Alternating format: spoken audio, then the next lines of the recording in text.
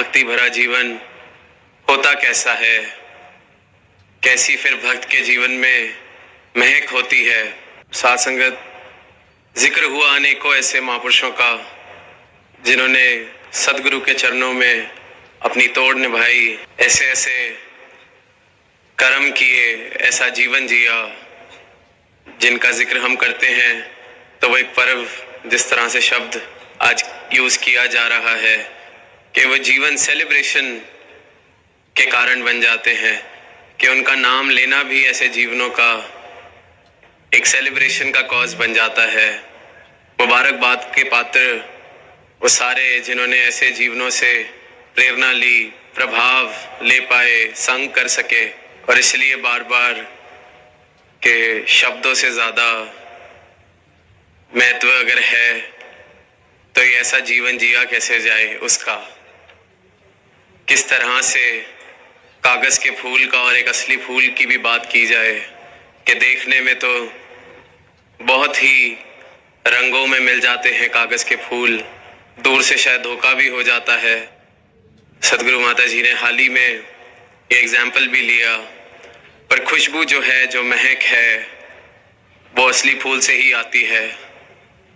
तो फिर मेरे जीवन में जितना भी रटन हो जाए, जितने भी ऊंचे ऊंचे मैं भजन गा लूं, जितना भी मैं खुद को दास कह लूं, कहने सुनने में चाहे मैं जितनी अच्छी बातें कर लूं, पर बात जो बनती है वो मेरे अंदर से, मेरी अपनी भावनाओं से, मेरे अपने समर्पण से।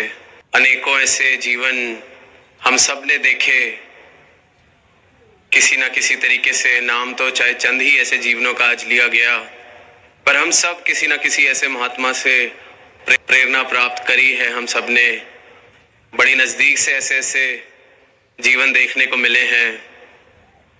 पर आज भी ऐसा नहीं कि ऐसे जीवन जी के जा चुका गया है या ऐसे जीवन अब जिए नहीं जा रहे। आप सब संत भी ऐसे जीवन जी रहे हैं, इसी प्रकार अपनी भक्ति निभा रहे हैं, जिस तरह से सदगुरु हमें निर्देश देते हैं, आशीर्वाद देते हैं। आज भी हमने बुजुर्गों से सुना किस प्रकार जो प्रेम, जो श्रद्धा, जो जिक्र के सिर्फ और सिर्फ शुक्राने का भाव, सिर्फ और सिर्फ और निखार आ जाए मेरी भक्ति में, ये मांग। कहीं पर भी ऐसे भाव नहीं सुने गए कि अब तो इतने वर्ष हो चुके हैं, अब मैं बता सकता हूं कि भक्ति क्या है। चाहे 50 साल 60 साल भी अगर हो गए तो आज भी अरदास यही की गई कि हमारी तोड़ निभ जाए। तो यही प्रतीक एक भक्त का, क्योंकि उसमें कार नहीं होता, तो सिर्फ और सिर्फ अरदास कि मेरी तोड़ निभ जाए। अंत समय ऐसा ना कुछ हो जाए या किसी पल ऐसा ना हो जाए कि मेरे मन में अहंकार आ जाए, कि मैं कुछ अपने आप को समझने लगूं। ये जो जीवन की खुशबू है, कहीं ये ना सोचने लगूं कि मैं कोई अनोखा ही फूल हूं जिसकी खुशबू बड़ी अनोखी। ये खुशबू तो साथ संगत सदगुरु की दी हुई हमें प्राप्त हुई है, इसलिए हम इसको बांट पा रहे हैं। ये हमारी अपनी कोई खुशबू नहीं। बार बार जिक्र हुआ कि भक्ति कहाँ किसे जाता है। आज शब्द बच्चों ने गाया भी, उसके चीज में भी वो हृदय वाणी की पंक्ति कि गुरु के सुर में अपने सुर मिल जाएं तो भक्ति है। ये बहुत बारी इस शब्द की इन पंक्तियों को हम सुनते हैं, अनेक बारी, गुरु के सुर में अपने सुर मिल जाएं तो भक्ति है। पर सुर मिलेंगे कैसे, और अगर मिल गए हैं तो फिर कहने की क्या जरूरत है इसको बार बार। गुरु के सुर में सुर मिल जाएं, इस बात का मतलब क्या है। साथ संगत, ये खुद को मिटाना कि मेरा अपना कोई राग ही नहीं, मेरी अपनी कोई मैं ही नहीं, जो आप जी कह रहे हैं बस वही मेरा जीवन है, जो आप जी बता रहे हैं वही मेरी भक्ति है। अभी सुना कि किस प्रकार भक्ति ने ऐसा रूप ले लिया कि भक्ति के कारण ऐसे तरीकों से भक्ति की युक्तियां, भक्ति के तरीके निकाल लिए संसार ने, दुनिया ने, कि लोग भक्ति नाम से ही डरने लगे या दूरी बनाने लगे। ये सिर्फ और सिर्फ तब हो सकता है जब साकार मेरे जीवन में नहीं है, जब मेरे जीवन में साकार सतगुरु नहीं है। तो जिसको मैं भक्ति समझता हूँ या भक्ति समझ के जो जो चीज़ें मैं करता हूँ वो सब और सब मेरी इंटरप्रिटेशंस, मैंने कोई शास्त्र पढ़ लिए, मैंने कोई वेद पढ़ लिए, मैंने कोई ग्रंथ पढ़ लिए, तो उनसे अपना निकाला हुआ मतलब कि हाँ ये बात जच रही है, ये मैं कर लेता हूँ। भक्ति तो इसे ही कहते हैं। ऐसे जितने भी कार्य इंसान ने किए वो पतन की तरफ ही लेके जाने लग गए। किसी ने अपने आप को खुद ही सोच लिया कि मैं तो धर्म की रक्षा करूंगा, ये लिखा है। किसी ने सोच लिया कि मैं जाके बताऊंगा कि मुझे समझ आ गई है क्या लिखा है। तो ये जितनी भी इस तरह की जो एक विक्षिप्त रूप भक्ति का दुनिया में देखने को मिला या सुनने में मिलता है, देखने में मिलता है, ये सिर्फ और सिर्फ इंसान का अपना सुर है। मैंने जो सुर अपने बचपन से सुने, देखे, कहीं फिल्मों में, कहीं किताबों में, उसी सुर को इतना प्राथमिक कर लिया कि भक्ति कहीं गुम हो गई। भक्ति का ऐसा हाल कर दिया कि दुनिया वाकई उससे दूर भागने लग गई। फिर इसलिए ये कहा गया है कि गुरु के सुर में अपने सुर भी मिल जाएं तो भक्ति है। साकार अगर जीवन में है और साकार के चरणों में मेरा समर्पण अगर है, तभी मैं भक्ति के मार्ग पे हूँ। किस प्रकार एक ऑर्केस्ट्रा हम सब ने देखा है, तो वो ऑर्केस्ट्रा के अंदर एक जो सामने खड़ा होता है orchestrator, the one who is holding a stick and giving instructions to all the musicians, what note to play, what sound to create, whether it will be a high note, whether it will be a low note। तो वो जो orchestra एक छड़ी हाथ में लेके जितने भी सामने उसके म्यूजिशियंस बैठे हैं उनको इशारे करता है कि अब ऊंचा सुर लेना है, अब ये करना है, अब ऐसे अपने इंस्ट्रूमेंट को बजाना है।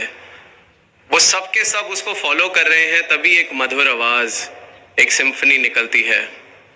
अगर उसमें से कोई भी एक अपनी मनमर्जी का सुर छेड़ दे, 100 से ज्यादा कई बार इंस्ट्रूमेंट्स देखने को मिलते हैं, 100 से ज्यादा कई बार म्यूजिशियंस देखने को मिलते हैं, और वो सब के सब वही चीज फॉलो कर रहे हैं जो ऑर्केस्ट्रेटर कह रहा है, तब जाके वो एक सुंदर सिम्फनी। और ऐसा नहीं कि वो 100 में से कोई एक भी अगर गलती करेगा तो सिम्फनी वैसी लगेगी, नहीं।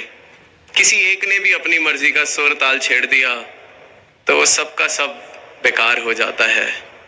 तो इसी प्रकार मेरे अपने 100 से ज्यादा सुर हैं। कभी मेरा सुर लालच का है, कभी मेरा मोह का है, कभी कुछ पाने का है, कभी कुछ छोड़ने का है।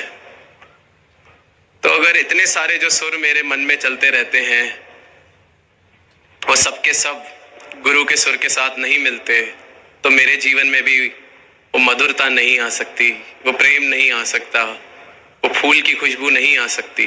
तो गुरु के सुर में अपने सुर भी मिल जाएं तो भक्ति का मतलब सिर्फ और सिर्फ पूर्ण समर्पण है। कि किस प्रकार समर्पण इस प्रकार हो जाए कि सारे ही सुर खत्म मेरे, अब सिर्फ आप ही हैं। एक अवतार वाणी की पंक्ति भी हम अनेकों बार कि गुरु रिझाना भक्ति है। तो साथ संगत, गुरु रिझेगा कैसे, ये तो सिर्फ सदगुरु ही बताता है। और वो हर विचार में, हर अपने आदेश में, हर अपने उपदेश में बता रहे हैं। तो इनके वचनों को अगर पूरी तरह से जीवन में उतार लिया जाए, सिर्फ जीवन में उतारने का ये मतलब नहीं कि मैंने बहुत अच्छे तरीके से इनके वचनों को सुना दिया या नोट कर लिया या फोन में रिकॉर्ड कर लिया। जीवन में मेरे इतने वचन उतरे हुए हैं कि जितने मेरी फोन की मेमोरी है उसमें सारी ही रिकॉर्डिंग्स हैं विचारों की। ऐसे तो जीवन में उतरना इतना आसान होता तो सभी के जीवन में उतरा हुआ है। जितना हमारे फोन में नहीं, शायद दुनिया के मस्तिष्क में इतने ज्यादा वचन उतरे हुए हैं। पर ये जब तक जीवन में, व्यवहार में, आचरण में ये महक नहीं आती सतवचन की, गुरु के वचन की, तब तक गुरु नहीं रीझ सकता। और अक्सर हम ये नादानी कर बैठते हैं। हम सोचने लगते हैं गुरु तो मुझसे बहुत रीझा हुआ है। देखो, मुझे देख के मुस्कुराए थे, वो हो सकता है मेरी किसी नादानी पर ही मुस्कुरा रहे हो कि इसको कितने साल से समझा रहे हैं एक बात, इसका हाल वही का वही। और मैं सोचता हूँ वाह, गुरु तो रीझा हुआ है। तो खुद को चेतन करें। रीझा भी हुआ है तो सिर्फ इसको पता है कि ये रीझा हुआ है किसी से कि नहीं। हम ये मान के चले कि अपने चरणों से जोड़े रखना, कोई ऐसी गलती मुझसे ना हो जाए। रिझा तो पता नहीं मैं आपको सकता हूं कि नहीं, पर मैं कोई ऐसी बेवकूफ़ी या कुछ ऐसा ना कर बैठूं कि उससे विपरीत कुछ हो जाए। गुरु रूठे नहीं ठौर, तो ऐसी हालत ना कर बैठूं। कई बार सुनते भी हैं कि वाह, फलाने महापुरुष ने तो आज रिझा दिया। साथ संगत, भक्ति किसी की क्या है, कैसी है, इसका अंदाजा हम लगा ही नहीं सकते। हो सकता है हमने ऐसे अनेक महापुरुषों के आज तक दर्शन ही ना किए हों, जिनके दर्शन करने के लिए सदगुरु की इच्छा होती है कि वहां जा रहे हैं तो शायद सिर्फ एक ही महापुरुष के प्यार से कहीं ले गए। तो इसलिए हम इस जजमेंट में ना जाएं कि फलाने की भक्ति बड़ी श्रेष्ठ, फलाने की भक्ति बहुत अच्छी। अपने लिए अरदास करें कि मैं दूर तरफ ना देखूं, बाहर ना देखूं, अपना अंतर्यामी बना रहूं। आप जी जैसा चाह रहे हैं क्या वो मेरे जीवन में उतरा है कि नहीं? और जैसे जैसे वो उतरने लगता है तभी फिर आनंद की बात भी आती है। आज एक गीत भी आया जिसमें कहा गया कि भक्तों के जीवन में आनंद है। तो वो आनंद इसीलिए ही है क्योंकि मेरे अपने सारे सुर मैंने खत्म कर लिए। सारा का सारा अब जो मैं हूं वो आपके साथ एकमिक, आपके सुर में ही